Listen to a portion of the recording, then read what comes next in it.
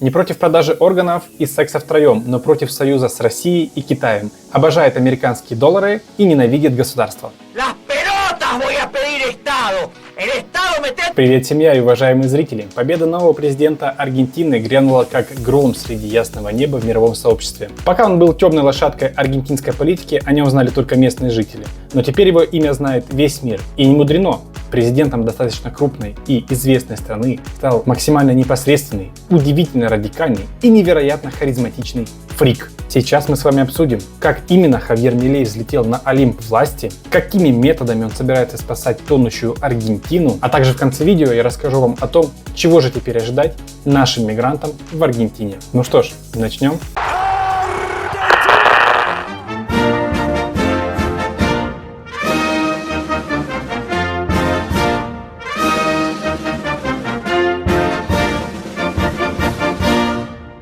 Хавьер Милей родился 22 октября 1970 года в Буэнос-Айресе. В юности, став свидетелем экономического кризиса в стране, он решил посвятить себя экономике, окончив университет Бельграна и получив степень бакалавра экономики.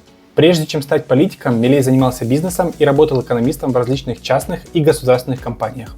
Он преподавал в вузах Аргентины, участвовал в конференциях и написал множество научных трудов.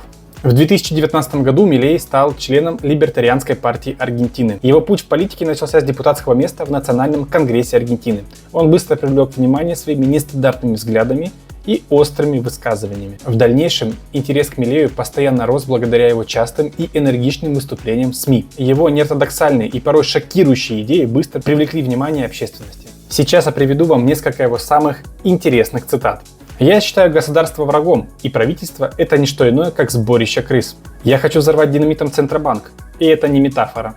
Глобальное потепление – это еще одна ложь социализма.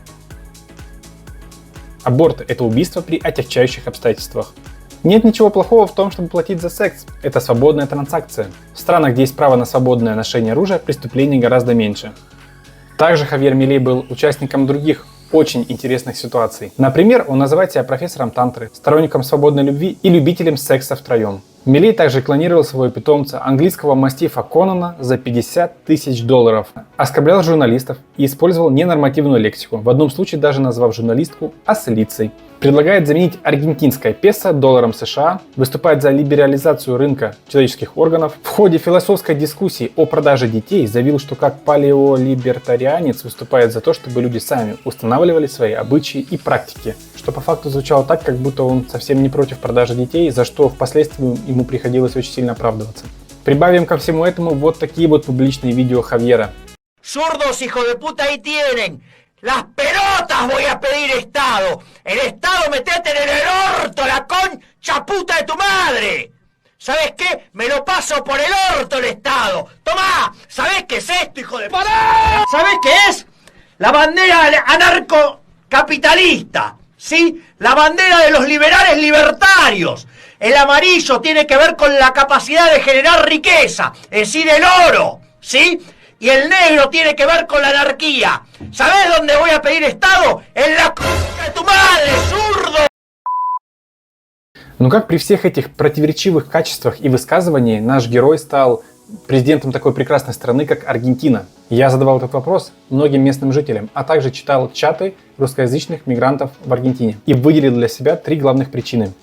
Первое. Милей обещает убрать все немыслимые для любой страны пособия и социальные выплаты. Для тех, кто не знал, здесь в Аргентине довольно большое количество населения, которое не работает и живет только за счет тех, кто работает. И тем, кто работает, эта ситуация по сути надоела. Вторая причина заключается в том, что Милей обещает побороть инфляцию местной валюты песо, которая, я напомню, самая высокая в мире на данный момент. Конечно, он обещает сделать это максимально противоречивым способом, а именно полностью перевести страну на американский доллар, тем самым впадая в прямую зависимость от США. Но вот какая штука, народу как будто бы все равно на возможную зависимость от Соединенных Штатов Америки. Люди здесь невероятно устали от непрерывного обнищания и обесценивания их труда на протяжении десятилетий. Поэтому они готовы проголосовать, на мой взгляд, за любого кандидата, который пообещает им что-то менее банальное, чем все эти годы обещали им разные политики, представляющие одну и ту же провластную тусовку. Третья причина заключается в том, что Милей по сути кандидат от народа. Он простой парень из соседнего подъезда, всю карьеру как бы присоединявший себя к народу и ругающий власть. Популизм ли это? Наверняка да. Но теперь этот популист президент страны, а значит ему нужно действовать. И если у него будет получаться, то популистами станут уже те, кто вчера еще были его оппонентами на выборах. И теперь, сопоставляя все, что я сказал выше, просто осознайте, этот человек стал президентом большой и известной в мире страны. Ну а теперь к главному вопросу, из-за которого, скорее всего, вы открыли это видео. Перспективы наших мигрантов после победы Милея на президентских выборах.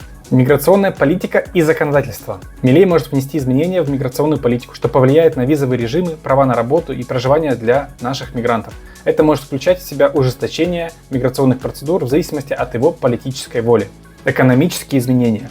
Планы Милея по экономическим реформам, включая переход на доллар США, приватизацию, могут привести к значительным изменениям в экономике. Это может повлиять на рынок труда, инвестиционные возможности и общую экономическую стабильность, что особенно важно для мигрантов, занимающихся бизнесом или работающих в Аргентине. Международные и дипломатические отношения. Учитывая намерение Милея отказаться от развития отношений с Россией, это может повлиять на консульские и дипломатические услуги, доступные русским мигрантам в Аргентине.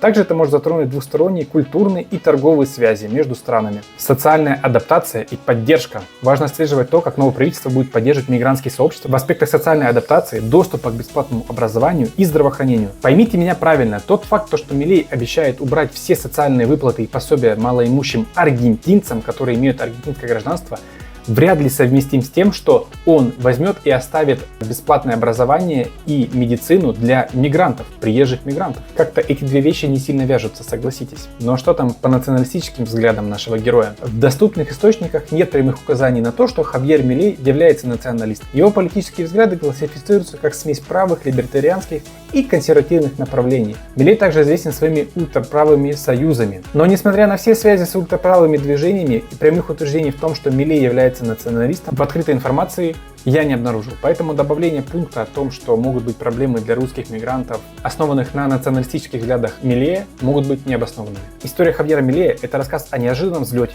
о вызовах и возможностях. Его президентство может радикально изменить Аргентину и ее место на мировой арене. Каковы будут последствия его руководства? Время покажет. Я же хочу сказать, что по многочисленным сведениям, прошедшие выборы в Аргентине были честными и справедливыми. Я ни в коем случае не осуждаю аргентинцев и их выбор. Все-таки эта страна и эти замечательные люди прошли очень много разочарований в своем правительстве на протяжении десятков лет. Их отчаянный выбор человека, чьей местами детской непосредственности охотно начинаешь верить, вполне обоснован. Я еще не так давно в Аргентине, но я уже начинаю любить эту страну и ее жителей. Поэтому я желаю дорогому Хавьеру Милею удачи во всех его самых смелых идеях.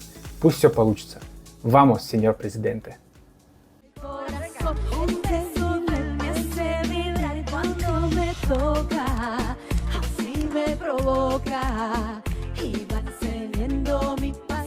Es una bomba tan